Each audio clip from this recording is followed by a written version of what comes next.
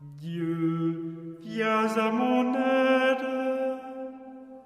Seigneur, à notre secours. Gloire au Père et au Fils et au Saint-Esprit, au Dieu qui était et qui vient, pour les siècles des siècles. Amen.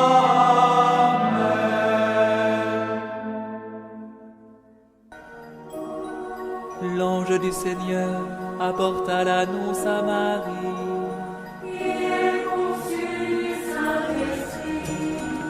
Voici la servante du Seigneur. Qu'il me soit fait selon ta parole. Et le Verbe s'est fait chair. Et il a habité parmi nous. Je vous salue, Marie, comblée de grâce.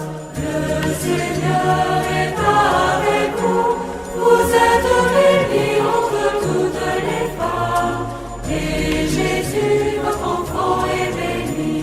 Sainte Marie, Mère de Dieu, priez pour nous, pauvres pécheurs, maintenant et à l'heure de notre mort. Amen, Amen, Alléluia. Priez pour nous, Sainte Mère de Dieu. Afin que nous soyons rendus dignes des promesses du Christ. Prions. Que ta grâce, Seigneur notre Père, se répande en nos cœurs. Par le message de l'ange, tu nous as fait connaître l'incarnation de ton Fils bien-aimé.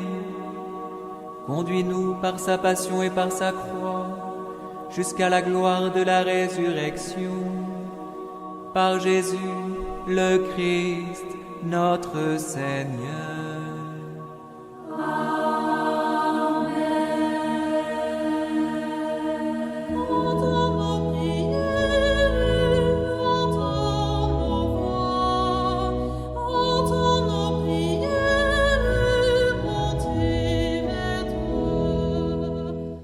Seigneur, dans le silence de ce jour naissant, je viens te demander la paix, la sagesse, la force.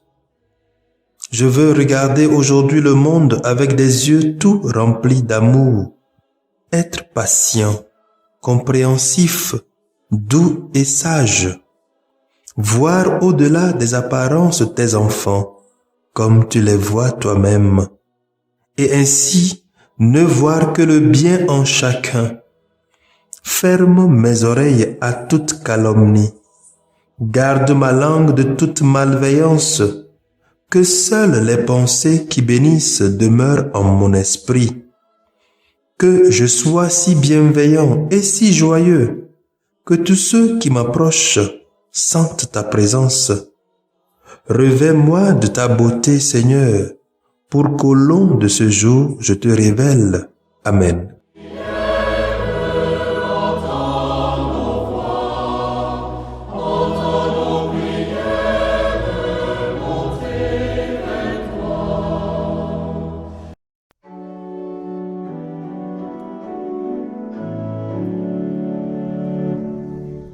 En marchant vers toi, Seigneur, notre cœur est plein de joie. Ta lumière nous conduit vers le Père dans l'esprit, au royaume de la vie. Écoutons les textes de ce vendredi 4 juin 2021, 9e semaine du temps ordinaire année B, lu par Odile Diago, sœur de Notre-Dame des Apôtres, Mathias Etienne, diacre de la Société des Missions Africaines, et commenté par Anoumou Sassou, père de la Société des Missions Africaines. Nous mangeons pain des pauvres, pain des forts, tu restaures notre Première lecture. Lecture tirée du livre de Tobie, chapitre 11, les versets 5 à 17. En ces jours-là, Anna était assise à l'entrée de la cour et surveillait la route par laquelle son fils était parti. Il le reconnut qui arrivait et cria à Tobie, « Voici ton fils qui revient, et aussi son compagnon de voyage. » Raphaël dit à Tobie, avant que celui-ci ne s'approche de son père, « J'ai la certitude que ses yeux vont s'ouvrir. Étale sur eux le fil du poison. Le remède provoquera la contraction des yeux et en détachera le voile blanchâtre. Ton père retrouvera la vue et verra la lumière. » Anna courut se jeter au cou de son fils et lui dit, « Je te revois, mon enfant. À présent, je peux mourir. » Et elle se mit à pleurer. Quant à Tobie, il se leva et franchit l'entrée de la cour en trébuchant. Tobie alla vers lui, le fil de poison à la main. Il lui souffla dans les yeux, le saisit et lui dit, « Confiance, père. » Puis il lui appliqua le remède et en rajouta. Ensuite, de ses deux mains, il lui retira les pellicules en portant du coin des yeux. Tobie se jeta alors au cou de son fils et lui dit en pleurant, « Je te revois, mon enfant, toi la lumière de mes yeux. » Et il ajouta, « Béni soit Dieu, béni soit son grand nom, béni soient tous les saints anges, que son grand nom soit sur nous. Béni soient tous les anges pour tous les siècles. » Car Dieu m'avait frappé, mais voici que je revois mon fils Tobie. Tobie entra dans la maison, tout joyeux et bénissant Dieu à pleine voix. Il raconta à son père qu'il avait fait bon voyage, qu'il rapportait l'argent et comment il avait épousé Sarah, la fille de Raguel. « La voilà qui arrive, » ajouta-t-il, « elle est aux portes de Ninive. » Tobie partit à la rencontre de sa belle-fille aux portes de Ninive. Il était tout joyeux et bénissait Dieu. En le voyant marcher d'un pas ferme et traverser la ville sans que personne le conduise par la main. Les habitants furent émerveillés et Tobie proclamait que Dieu l'avait pris en pitié et lui avait ouvert les yeux. Quand il arriva près de Sarah, la femme de son fils Tobie, il la bénit en disant, « Sois la bienvenue, ma fille. Béni soit ton Dieu de t'avoir menée vers nous. Béni soit ton Père, béni soit mon fils Tobie, et béni sois-tu, ma fille. Sois la bienvenue dans ta maison. Sois comblée de bénédictions et de joie. Entre, ma fille. » Ce jour-là fut un jour de joie pour les Juifs qui habitait Ninive. Parole du Seigneur.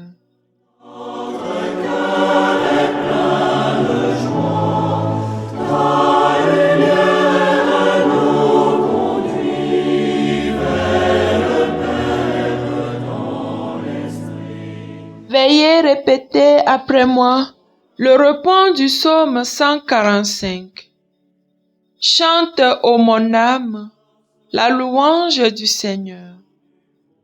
Je veux louer le Seigneur tant que je vis, chanter mes hymnes pour mon Dieu tant que je dure. Heureux qui s'appuie sur le Dieu de Jacob, qui met son espoir dans le Seigneur son Dieu. Chante, ô mon âme, la louange du Seigneur. Il garde à jamais sa fidélité, il fait justice aux opprimés. Aux affamés, il garde le pain, le Seigneur délie les enchaînés. Chante, ô mon âme, la louange du Seigneur. Le Seigneur ouvre les yeux des aveugles, le Seigneur redresse les accablés. Le Seigneur aime les justes, le Seigneur protège l'étranger. Chante, ô mon âme, la louange du Seigneur. Il soutient la veuve et l'orphelin, il égare les pas du méchant. D'âge en âge, le Seigneur régnera, ton Dieu au Sion pour toujours. Chante, ô mon âme, la louange du Seigneur. Alléluia, Alléluia, Alléluia. Si quelqu'un m'aime, il gardera ma parole, dit le Seigneur. Mon Père l'aimera et nous viendrons vers lui. Alléluia, Alléluia, Alléluia.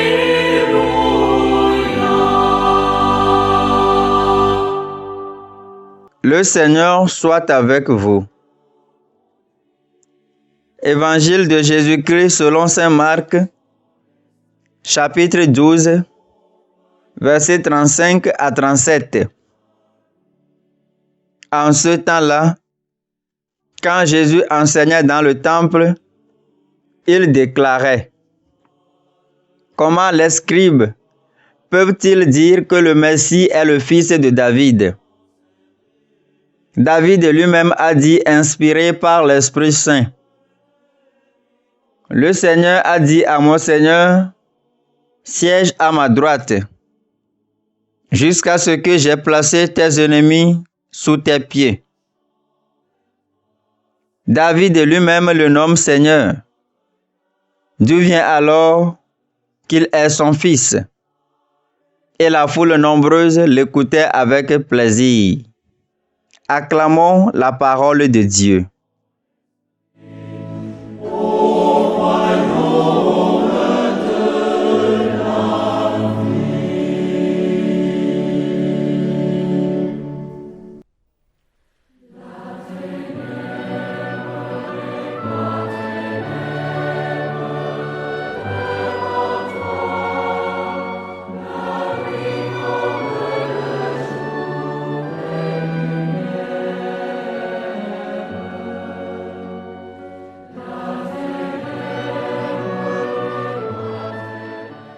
Chers frères et sœurs en Christ, la foi en Dieu est la condition de tout miracle.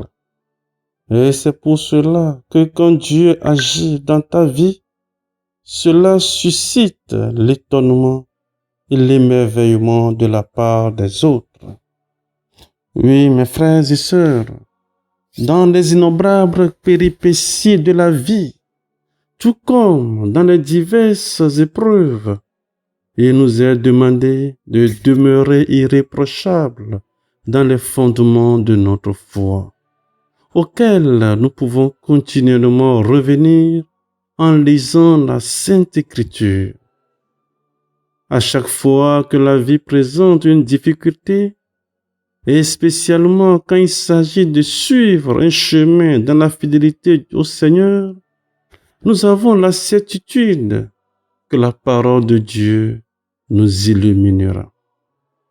Or, pour soutenir une telle affirmation, il faut dire en premier lieu que la parole a été inspirée par le Seigneur lui-même et qu'elle contient par conséquent un enseignement conforme à sa volonté. C'est pour cela qu'elle devient une norme pour l'existence, un point de référence, une école pour que l'homme vive en plénitude. Car celui qui vit en conformité avec la parole découvre chaque jour que c'est une parole agissante. Elle enseigne comment vivre selon la volonté de Dieu pour devenir des justes et des saints. Elle nous convainc de croire et d'adhérer à celui qui est la source de tout bien. La parole corrige les fautes et remet dans le droit chemin. Elle nous forme dans la justice afin de nous faire atteindre la hauteur spirituelle nécessaire pour devenir des justes.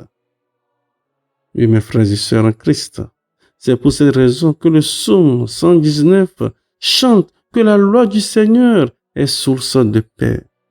Celui qui aime la parole, la capacité de résister à toute épreuve, et même s'il se sent faiblir, il ne pourra cesser de l'aimer, puisqu'il a été préparé à agir dans le bien et à faire le bien. Amen.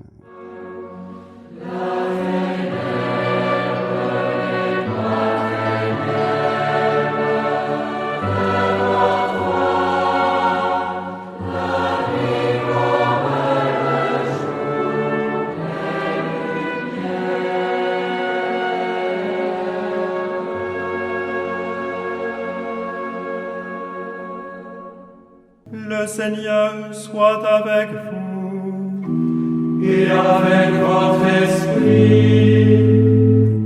Que Dieu Tout-Puissant vous bénisse, le Père, le Fils et le Saint-Esprit.